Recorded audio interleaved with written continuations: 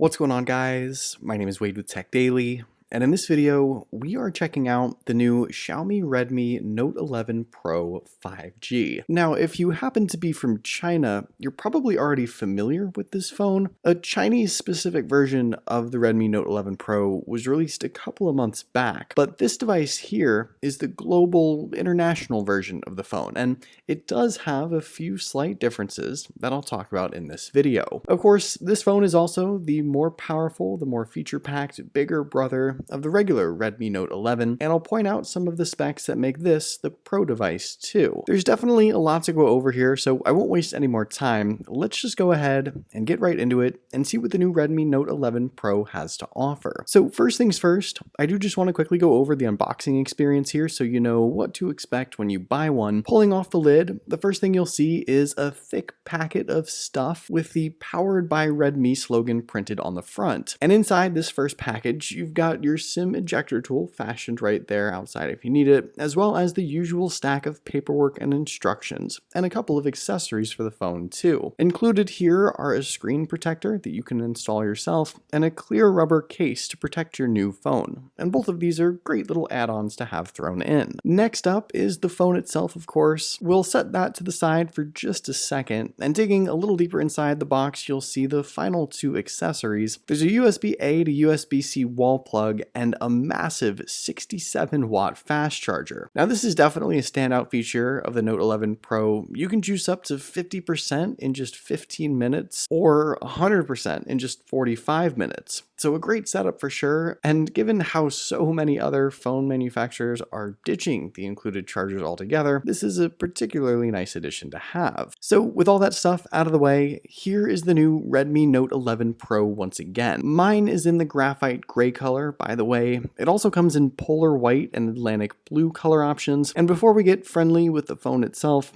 I want to just mention pricing here because this, I think, is one of the selling points for this phone. Now, the global version of Note 11 Pro will start at $329 for the 64 gig model with 6 gigs of RAM. For $20 more, you can get 128 gigs of storage, and the highest spec option for this phone, 128 gigs of storage with 8 gigs of RAM, will run you about $379. So definitely on the more affordable side of the smartphone pricing spectrum, and if you're interested, I'll leave some links down below in the video description to where you can get this phone at its cheapest current price. Physically, the new Redmi Note 11 Pro is a big device, and that's no doubt one of the ways it separates itself from the regular Note 11. At 6.67 inches, it's in fact one of the larger phones you can buy just in general, though in the hand it actually doesn't feel too big because you do have a relatively high 86% screen-to-body ratio. With fairly minimal bezels all around and just a slight bottom chin, you're getting pretty much all screen. And the center hole punch selfie camera finishes off the sleek and high-end look. Around back, the smooth matte finish on the Redmi Note 11 Pro is all glass. Again, something you don't usually find on many devices nowadays, and especially not at this price point. The frame is a color matching matte aluminum that's nearly completely flat, and in the hand, the thin profile and slim form factor make the phone feel premium and comfortable, albeit exactly like an ice cream sandwich, though personally I do like the overall design. Taking a closer look at everything else, nothing really on the left side of the phone. On the right, volume buttons and a power button that also doubles as your fingerprint scanner. At the bottom, a combination dual SIM and SD card slot, which is great to have, alongside the USB-C port for charging and downward firing speaker. Up top, there's even more good stuff, including a headphone jack, the secondary speaker, and an IR blaster. And around back, a pretty funky looking triple lens camera setup, which I'll talk more about in just a minute. Quickly jumping back to the fingerprint sensor though, this is a great addition to the phone and works fast and flawlessly. Placement is solid, the speed is there, and I'm glad to have it. You also have face unlock as an option as well. This is a little slower by comparison, but I think either way, you should be able to get into this phone with ease. And as far as the out loud listening experience goes, the relatively unique dual speaker setup with 2 actual full-size speakers there on the top and bottom of the phone is a fantastic take on the dual setup sound experience. Now, these are not the JBL tuned speakers from the China version of this phone. They're just regular speakers, I guess, but either way, a fantastic setup and great out loud full-size dual speakers nonetheless.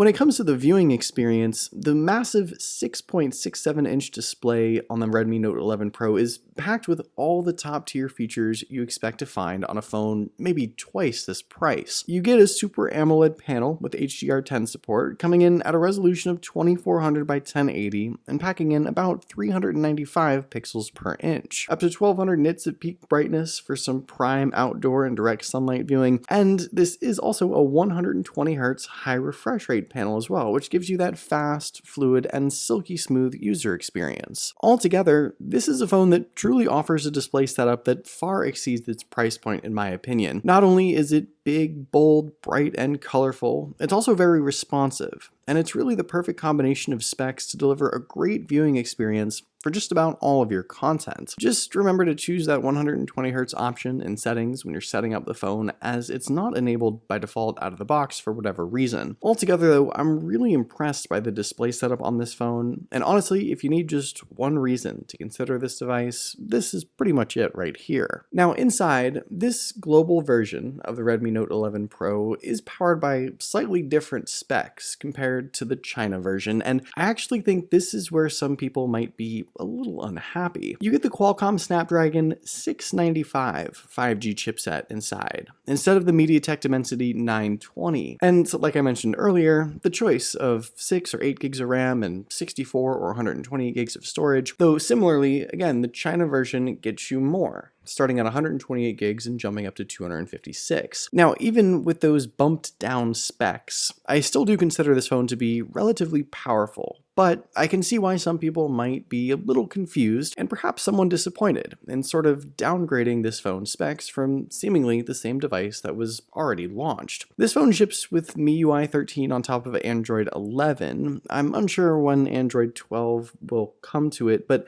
out of the box, Xiaomi offers a great default setup, albeit with enough pre-installed apps to still make you crazy, which, yeah, they should stop littering the phone with these junky games and things, but it's no big deal to just uninstall them. In addition to Xiaomi's own flavor and flair, you get the standard array of Google-supported apps and services as well for some familiarity, and all in all, this is a device that I consider to be plenty powerful enough for just about anything. Like I said though, the biggest takeaway is just that by comparison, you are losing a little bit of value with the specs versus the Chinese Note 11 Pro, and it's sort of weird to have the two different versions of the same phone. Like I mentioned earlier, one of the standout features of this device is its super fast charging capabilities. Now pair that with the huge battery inside and you've really got plenty of opportunity to stay unplugged. This phone is powered by a massive 5000 milliamp battery inside, so it should be an all-day device and then some, and I'll look forward to putting that to the test here soon. But either way, having to be connected to the charger for all of 30 minutes to juice back up is really not a big deal at all. Finally, let's talk cameras. Now up front, this new Note 11 Pro offers a 16 megapixel selfie shooter, which is pretty respectable. And around back, the double stacked camera module sticking out there packs 3 different lenses, though the setup honestly looks like it maybe should have more. There's a 108 megapixel f1.9 aperture main lens, another spec that separates this Pro version of the phone from the regular, an 8 megapixel ultra wide lens, and a 2 megapixel macro. Now that setup as a whole is pretty solid, and inside the camera app you get a nice array of shooting modes and features that really make the most of just about everything. Some of the standout things you'll see include a dedicated long exposure option,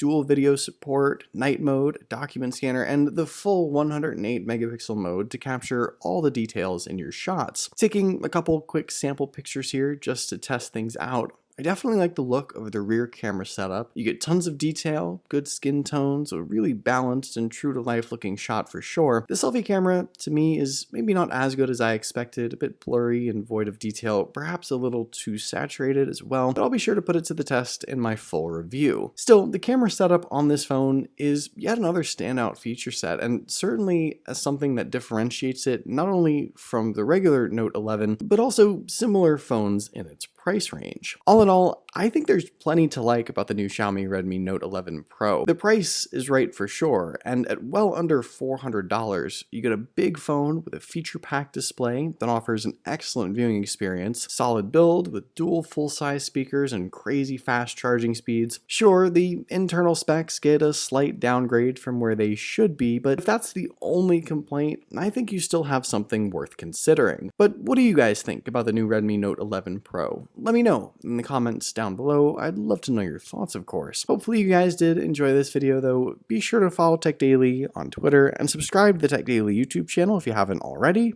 and I'll see you guys later.